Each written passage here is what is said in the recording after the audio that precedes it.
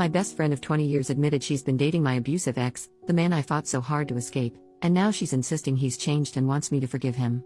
I've tried to write this out for days now, but I keep getting too upset to concentrate, so this might be a bit jumpy. I don't have family in the sense many understand family to be. So I've been pretty much a loner with one exception, my best friend Tammy. We met in middle school and just became joined at the hip. Things changed a bit in college. My parents forced me into a Christian out-of-state college.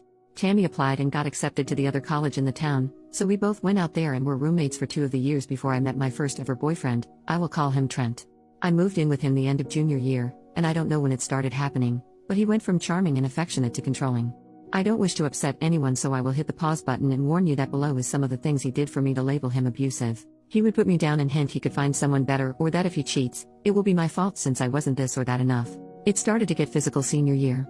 At first it was him pushing me out of the way if he was walking by and I was in the path for whatever reason, then he would slap me in arguments calling me worthless, a waste of his time and young years, a broken toy no one will love. I didn't have any real self-esteem, so I stayed, thinking I was the problem, and when I called home about it, I was told that the problem was me. I started to make my exit plan the day after I graduated. He had proposed, and I hesitated, and he screamed at me to ask why, then he swung and punched the wall right next to my head. I fell to the floor in fear, and he tried to comfort me and basically forced me into being intimate.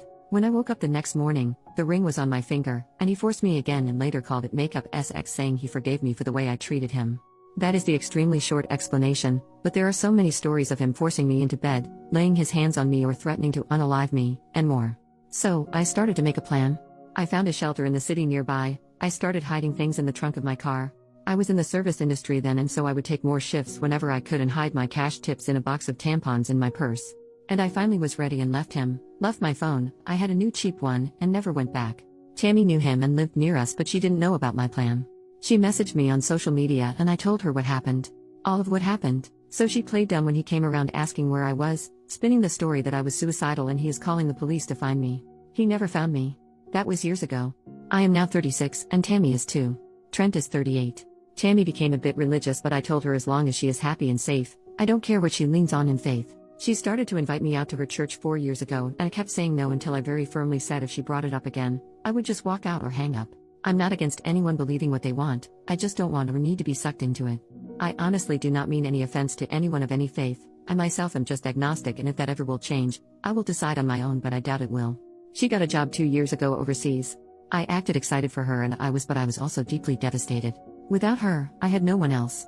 By this time, I wasn't in contact much with family, and I do have surface-level friends, but no one that's known me in the real sense. I worked it out with my counselor and just carried on. We stayed in touch online and video chatted a lot. She would show me London and I would show her my transition to moving to Texas. We would chronicle our explorations of our new cities, and then one day it started to slow down on her end right around the time she went to visit a friend in our old college town. She then asked if she flew to Texas sometime this summer, could she stay with me a few days, and I excitedly agreed. So early this month, just a few weeks ago, she came here. She was off the whole first day, but I figured she was tired. Then the next day, we went out and got drunk. She started to cry and I got us an Uber back to my place and asked her what was wrong. That's when she asked me not to hate her and told me everything. She's with Trent.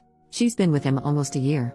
I was too stunned to even say anything, and she went on and on about how it's not what I think and he has changed. She told me he found Jesus and turned his life around and deeply regrets the way he treated me. The more she talked, the more I just shut off. I didn't even have it in me to feel anger. I just stared at her frozen as she talked until she said, please just say something. So I did. I told her to get the FCK out. She started to explain it all again. She hated him forever, but they kept running into each other. He goes to church and showed he has changed blah blah blah.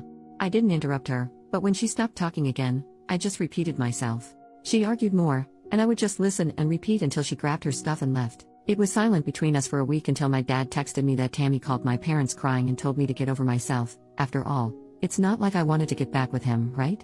And that's what I get for living with a man I wasn't married to. Then she texted the next week rehashing her argument and pretty much demanding I video chat with him to see for myself that he's changed and forgive him. She then blamed me that they can't take the next steps in their relationship because I don't have a forgiving heart and that I was malicious when I kicked her out.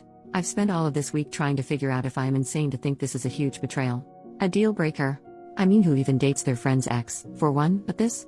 I blocked her after she hinted that my version of things was exaggerated and malicious, but I don't have other friends to turn to about this.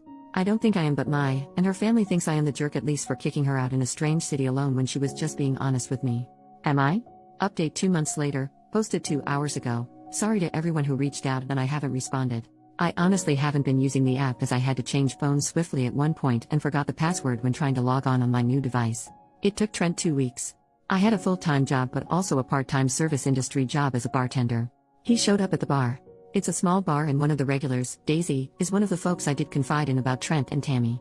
When Trent walked in, I happened to be chatting with Daisy and she saw my reaction. She asked what was wrong and I told her that it was Trent. She wasted no time and went to get my manager. Trent sat at the end of the bar and I took my time checking in on my other bar guests until my manager Heather came out with the other 2 bartenders. Trent had already begun knocking on the bar asking for service loudly and I had been ignoring him. He got kicked out quickly and told that we can and do refuse service to him. I got text from a new number saying it was Tammy and begging for me to answer. She called 4 times and I didn't answer. She left voicemails with Trent and one without all telling me that I was concerning them with my hatefulness, how I am alone in the world and that's not safe, who would I turn to if someone broke into my home at night. Things of that nature and religious crap sprinkled in. I was still on the clock and Daisy suggested I stay at her parents'. I know her mom who sometimes comes with her to the bar. At that point I was shaken enough to take them up on it. Daisy's mom, Rose, has been sweet enough to let me stay rent-free for as long as I needed but I eventually moved in with one of the servers at the bar. She helped me look for legal representation and I filed for a restraining order using screenshots I had emailed myself prior, old voicemails, and though we could not prove harassment on Tammy's end, Trent had said enough in the voicemails and messages he had sent that it qualified for a temporary restraining order. I am safe for now and the hearing is in January. No one knows where I live currently and I've shut down all social media. I've been no contact with my family as they've been pushing me to give my address so they can send Christmas gifts, but when I gave them a P.O. box Daisy is allowing me to use, they got angry it wasn't an address, and that was suspicious enough for me not to trust them. It's strange but I am slowly making friendships. And seeing a counselor helps with the stress. Trent is pretty much blacklisted from the square of bars where my bar is. Word gets around. I've not walked alone a single shift since. And that's my update. Not perfect, but I remembered my password when I was checking my email for any additional stuff to send to my lawyer, and wanted to let every person concerned about me know that I am okay. When this is resolved I will try to update with more detail.